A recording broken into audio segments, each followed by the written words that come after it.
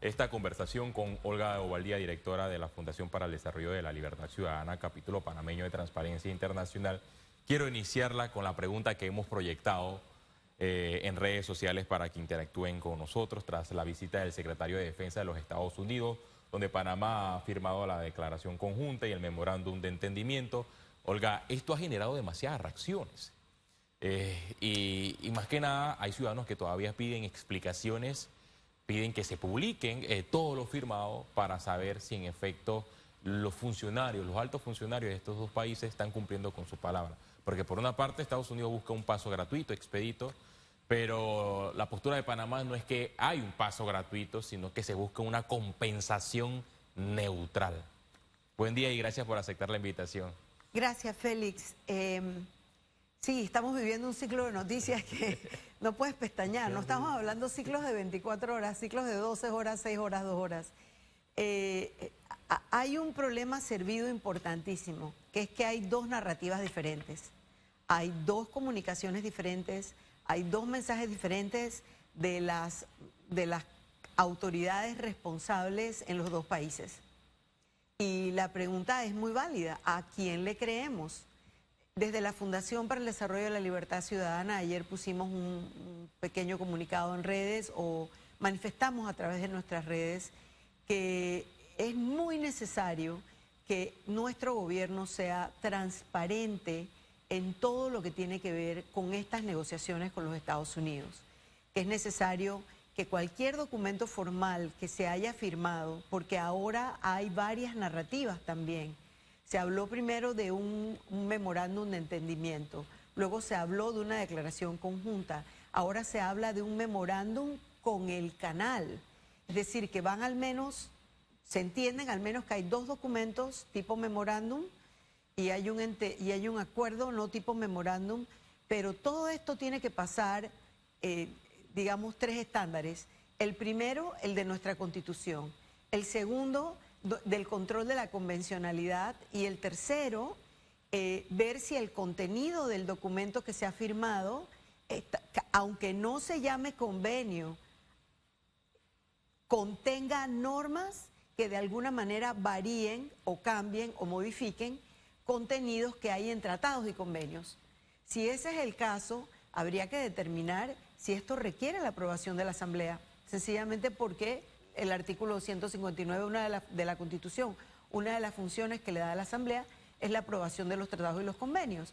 Y habría que entender si ese control de la legalidad del contenido de un memorándum cae en la Asamblea o cae en el judicial. He preguntado a juristas expertos para entender dónde cae, porque aunque no se llame convenio, lo que se ha firmado ayer, si cambia los términos de tratados y convenios de los cuales Panamá es parte, entra dentro del control de la convencionalidad. Entonces creo que ahí hay verdaderamente una explicación que dar por parte del gobierno, y el Ejecutivo ha tenido un estilo de comunicación muy hermético. Tienen una estrategia, mira, tienen todo el derecho a tener una estrategia, obvio, es su rol como Ejecutivo, a tener una estrategia que no necesariamente tiene que ser comunicada a cada paso. Pero una vez hay un evento como este, tiene que haber una transparencia. Estos documentos que se firmaron son instrumentos públicos, tienen que ser conocidos para poder ser examinados y entendidos.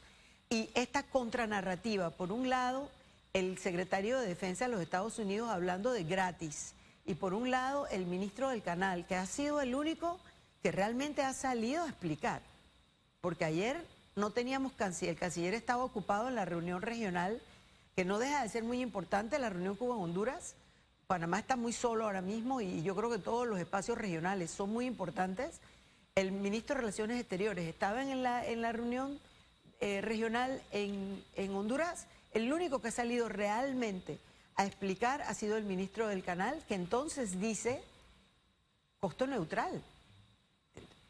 No, realmente deja muchas más preguntas que respuestas. Ha mencionado el ministro José Ramón Icaza, ministro de Asuntos del Canal de Panamá, que se reconoce el tratado de neutralidad, donde las naves de guerra tienen un paso expedito.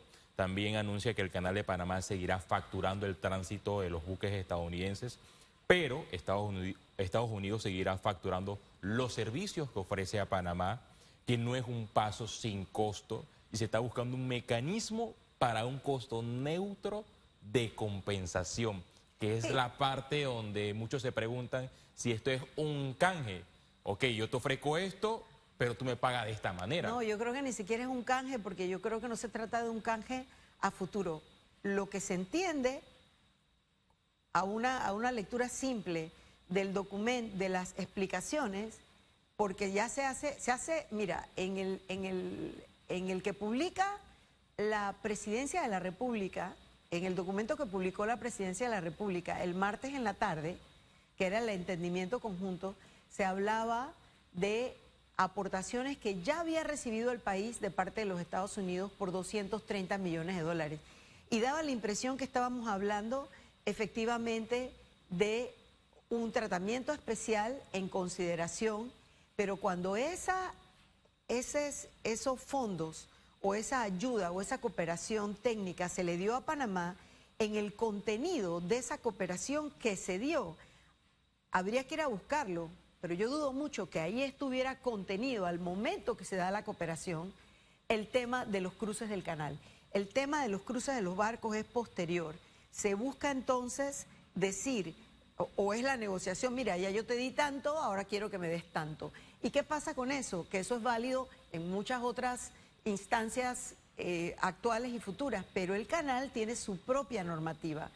El tema del trato igualitario a todas las naciones implica que todas deben pagar. Si nosotros vamos a tomar la decisión que Panamá paga el cruce de Estados Unidos, entonces que se maneje así.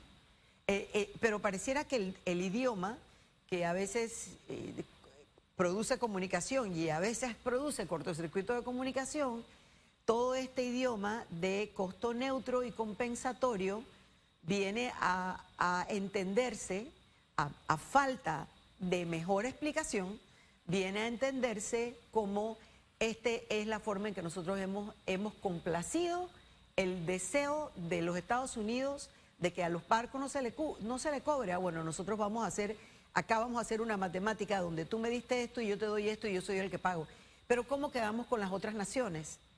Es decir, otras naciones, nosotros estamos desfasados de la cooperación bilateral de muchos países del mundo porque estamos clasificados como un país de alto ingreso, que es una clasificación muy engañosa, y el análisis, por ejemplo, de los ingresos que nos ha dado los puertos con la auditoría publicada por la Contraloría hace 3 días, quedó claramente indicado que aunque en nuestro PIB se suma supuestamente lo que genera el puerto, eso a nosotros nos deja muy poco. Pero eso nos tiene desfasado de la cooperación bilateral de muchos países. Pero habría que entender entonces cómo este tratamiento especial se va a reflejar con los otros usuarios del canal. Así que al final, en realidad, necesitamos más transparencia y más comunicación de parte de nuestro gobierno. Y la gran pregunta es si se va a respetar o no el Tratado de Neutralidad, pero el ministro de Asuntos del Canal insiste de que se está respetando y que todo se ha hecho en el marco del tratado. Bueno, a eso voy, precisamente a eso voy. Si el memorándum se necesita una mirada dentro del propio Estado de Derecho panameño para entender y para hacer el control legal de este instrumento. Y eso solo se logra con la transparencia, la publicación y la revisión. Entonces hay unos principios allí que es bien importante, que nuestro presidente y nuestro gobierno actual habla muchísimo de la aplicación de la ley igual para todos, del Estado de Derecho. Bueno, este es el momento que el Estado de Derecho tiene que entrar con un instrumento que han firmado con otro país que nos afecta profundamente. Y esta es la parte técnica, Félix. No estamos hablando de la parte del imaginario colectivo nacional, de la ciudadanía, de la soberanía y de la historia muy cargada que tenemos con los Estados Unidos. ¿Cuál es el peligro de estas negociaciones, tomando en cuenta que en los Estados Unidos no está cualquier presidente demócrata, cualquier presidente que tiene la responsabilidad de respetar las leyes, de respetar los tratados, sino está Donald Trump, que tiene una política distinta, que desde que llegó al poder o antes de que llegó al poder, en muchas ocasiones ha señalado a Panamá de tener una relación con China a tal nivel que China controla el canal de Panamá, cosa que es totalmente falsa. ¿Cuál es el peligro de estas relaciones tomando en cuenta que el que encabeza esta política es Donald Trump? Mira, me haces una pregunta que me parece que va más allá de mi área de trabajo o de mi área de aporte, en el sentido de que desde la Fundación para el Desarrollo de la Libertad Ciudadana, nosotros pues llevamos, casualmente este año cumplimos 30 años, cumple la Fundación, de estar trabajando sobre los temas de las libertades fundamentales, el modelo democrático, la participación ciudadana, la transparencia y la lucha contra la corrupción. En ese sentido, en este momento asistimos a nivel global a lo que solo puede llamarse como un evento generacional. El orden multilateral está cambiando y está cambiando porque efectivamente los Estados Unidos, mira, inclusive yo quisiera no personalizar con el presidente Trump, sino con todo el sistema estadounidense, porque él es una persona, pero tiene con él un grupo de trabajo, tiene una mayoría en un Congreso, estamos hablando de un país, por lo menos a nivel de legitimidad, que como país han decidido abandonar el derecho internacional de los derechos humanos, el derecho internacional de cómo se gobiernan las naciones hasta el 20 de enero, a pesar de que a lo largo del fin de la Segunda Guerra Mundial hasta ahora ha habido muchos eventos bélicos en el mundo, sí se seguía aplicando el principio de multilateralidad y de que no iba a haber invasiones a la fuerza de un país sobre otro, sino que todo se iba a trabajar en base al derecho internacional, el derecho de las naciones. Es cuando acabó la fuerza por encima de la razón. Y hemos regresado es decir, cuando la razón quedó por encima de la fuerza, y hemos regresado a la fuerza por encima de la razón, en el caso de Rusia y Ucrania, con Estados Unidos abandonando una posición y sumándose o aupándose a Ucrania, haciendo los ataques que ha hecho, no solamente con Panamá, con Canadá, con Groenlandia, la expresión de un expansionismo. Es decir, no podemos verlo como un caso aislado con Panamá, no es nuestra área de trabajo diario, pero sí hay un impacto directo, Félix, en tres cosas. En el modelo democrático para los países que siempre vimos a Estados Unidos y su política internacional como el mayor champion de la democracia, de las libertades fundamentales y de los derechos humanos en cuanto a los derechos políticos, vamos a llamarles de esa forma, que son los que se llaman las libertades fundamentales, y ahora mismo no tenemos ese champion. Estados Unidos definitivamente tiene pareciera tener otra línea de trabajo, y ahí como país, si respetamos nuestras propias instituciones democráticas y nuestras propias libertades, yo creo que también cuando hablamos aquí y hablemos un poquito de la lucha anticorrupción, lo que está pasando es que en el resto del mundo las iniciativas autoritarias se están sintiendo validadas por esta suerte de autoritarismo que ha habido en los Estados Unidos, y como ya sabes, ellos mismos a lo interno, las actuaciones de Donald Trump a lo interno han deshabilitado la aplicación de las principales leyes anticorrupción de los Estados Unidos. Entonces eso también nos impacta a nosotros. Dejemos a un lado a Donald Trump, porque usted ha mencionado una palabra clave, y clave que afecta a todas las naciones, que cercena las democracias de los países, y es la corrupción, donde Panamá no anda bien. Panamá siempre ocupa una de las últimas posiciones en ese ranking mundial, y es lastimoso porque pareciera que los poderes del Estado no han comprendido la importancia de erradicar la corrupción con políticas públicas. Y lo que vemos son cosas contrarias. Por ejemplo, ayer en la Asamblea Nacional, en una jornada donde los diputados esperan el último momento del proyecto de ley de interés preferencial, que fue en horas de la noche, a última hora, el diputado del PRD, o sea, el diputado de la oposición, presenta un proyecto de ley de amnistía para favorecer al expresidente de la República, Ricardo Martinelli, y a todos aquellos procesados por los casos Odebrecht, el caso New Business y Blue Apple, entre otros.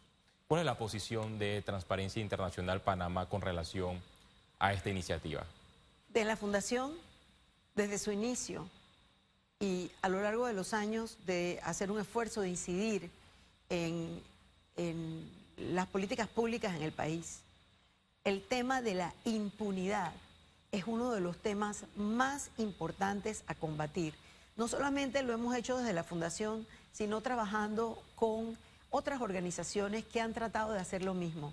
Nosotros tenemos publicados múltiples diagnósticos y documentos que buscan la mejora de la administración de justicia, y ver este proyecto de ley que hay que analizarlo mejor para poder entender los múltiples males que se manifiestan en el mismo. Efectivamente, yo vi un PDF que tiene 41 firmas, no puedo discernirlas todas porque no están listados los diputados que han afirmado este proyecto, que básicamente dice o genera impunidad total para todos los implicados en New Business, Odebrecht, el caso de Odebrecht y Blue Apple.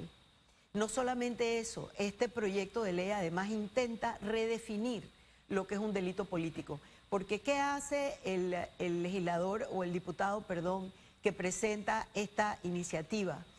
Se monta en el artículo de la Constitución que tiene listadas las funciones legislativas, que habla de la amnistía de los delitos políticos, y entra a redefinir contra la ley, contra la Constitución, semejante exabrupto de lo que son delitos comunes contra la personalidad del Estado. Y nuevamente a mí me gustaría, Félix, a jalar un poquito de ese hilo. Invito a todo el mundo a que trate de buscar esta iniciativa, que ojalá no pase a ninguna parte y haya diputados dentro de la Asamblea que puedan entender que su rol es respetar la Constitución, no violarla, respetar los códigos de leyes, no violarlos, y entender que siempre que hablamos de estos temas pareciera que la corrupción es un delito sin víctima. Pero cuando nosotros sumamos los montos de Odebrecht, New Business y Blue Apple, sumados conjuntamente, mira que ahí, por ejemplo, con Odebrecht, nosotros no tenemos una cifra absolutamente clara de cuánto le costó al país.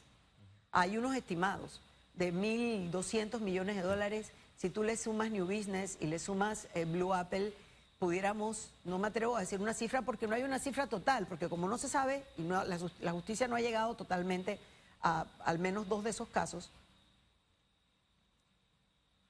ahí está lo que necesitábamos para poder resolver varios de los temas, como por ejemplo el seguro social. Cuando hablamos de los déficits, no todo, pero gran parte hubiera ayudado. Cuando hablamos de la ciudad de la salud, cuando hablamos de las extensiones del metro, cuando nosotros vemos el valor dólar, lo que Panamá ha dejado en la mesa, lo que hemos dejado de recibir, el impacto que tiene la ciudadanía por los servicios que no recibió. Es decir, allí no solamente se trata de delitos comunes, los delitos que ellos quieren convertir en políticos. Es que hay todavía, inclusive a nivel internacional, Félix, una noción que no ha llegado a ser cristalizado en los convenios internacionales, pero que es parte, que tiene que ver con cómo la corrupción genera tantos daños que puede clasificarse como un delito de lesa humanidad.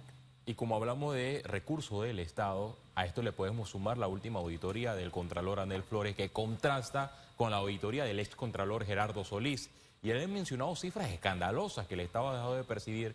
Primero, más de 1.337 millones de dólares y luego 300 millones de dólares que son recursos del Estado, es decir, de recursos que debieron llegar a las arcas del Estado para las políticas públicas de los gobiernos, porque es una concesión donde Panamá tiene un rol sumamente importante. Eso no es una finca privada, es una concesión. Sin embargo, vemos que cada día se suman más escándalos y esta cifra que ha mencionado ahora el Contralor Anel Flores va a ser de gran elemento de convicción para la Fiscalía Anticorrupción, que dicho sea de paso, archivó hace algunos años una denuncia presentada por ese mismo tema. Totalmente. Aquí, además, cuando hablamos de las auditorías y hablamos de la Contraloría de la República hoy, bajo el nuevo Contralor General, recordar que el Contralor también inició auditorías en la Asamblea Nacional. Sí. ¿Por qué lo menciono? Porque esta misma Asamblea, muchos de estos mismos diputados, al menos todos los del PRD que repitieron, son los mismos que en la administración anterior, en la Asamblea anterior, también renunciaron a su trabajo de control y fiscalización de los fondos. Como tú sabes, desde la Fundación Libertad Ciudadana nosotros llevamos un trabajo frontal contra la gestión de la Contraloría del 19 al 24, cuando advertimos inmediatamente que empezó la pandemia que no había, que se estaba abandonando la labor de control y fiscalización que la Contraloría debía hacer. Recuerdo que el primer momento en que presentamos el primer escrito fue con el refrendo del hospital modular, que ahora volvió a estar en las noticias, porque el Contralor se fue contra la ley de la Contraloría, haciendo un refrendo posterior y no anterior, aunque la Constitución lo permite. La ley específica de contrataciones públicas dice que las infraestructuras públicas se requieren refrendo anterior. Mira, el desgreño, el abandono de la función de control y supervisión de la Contraloría en el gobierno anterior, solo es paralela al abandono de la función de control que tuvo la Asamblea Nacional. En la Asamblea, la Contraloría, durante estos 5 años hubo una complicidad que felizmente la Contraloría actual, el nuevo Contralor, parece estar en camino de romper. No es solo cuando hablamos de corrupción, no es solo la auditoría del puerto, de Panama Ports, como tiene tantos nombres, sino todas las que vienen, que han sido anunciadas, inclusive la auditoría que siempre se requirió y no se tuvo acerca de lo que pagaba la First Quantum, pero también necesitamos las auditorías de la Asamblea Nacional. Este acto de ayer de intento de corrupción absoluta, de convertir lo completamente ilegal en legal a través de este proyecto de ley, nuevamente leyendo el segundo artículo que redefine lo que es un delito político, esa redefinición de lo que es un acto político dentro de la ley convierte en acto político, como si fuera acto político, diversos delitos relacionados no solamente a la corrupción, sino al lavado de activos, al soborno, a las lesiones patrimoniales. O sea, es realmente verlo en blanco y negro, el nivel de o inconsciencia o descaro de parte de nuestros diputados es realmente deleznable. Yo espero que los diputados que llegaron a la Asamblea comprometiéndose con nosotros, que fueron 21 de los que están sentados en la Asamblea, se comprometieron con nosotros a el compromiso de Asamblea Transparente, donde había una lista de leyes. Pero esto realmente es... ¿Y sabes qué es lo peor? El momento que vive el país. El momento que vive el país y esa ley de ayer simplemente es oportunismo político para lograr impunidad para una sola persona. Panamá no puede permitir esto. Un traje a la medida y se aprovecha el momento en el que Panamá está pasando por una crisis diplomática, viene también de atravesar un momento difícil con el tema de las reformas a la Caja de Seguro Social y vienen otros retos y ahora, como si fuera poco, los diputados a última hora, 41 firmas, presentan este proyecto de ley en la Asamblea Nacional. ¿Qué pasará? Hay muchas expectativas. Lo cierto es que son 41 firmas que representan el voto mayoritario en el órgano legislativo, pese a que nuestra misma Constitución señala que los diputados tienen prohibido expedir leyes que vayan en vía contraria a la Constitución, y aquí se quiere legalizar todos los delitos comunes, es decir, blanqueo de capitales y otros delitos contra la administración pública. Gracias, Olga, por su participación en Radiografía. Son las 8:18 minutos, hacemos una pausa y retornamos en segundos.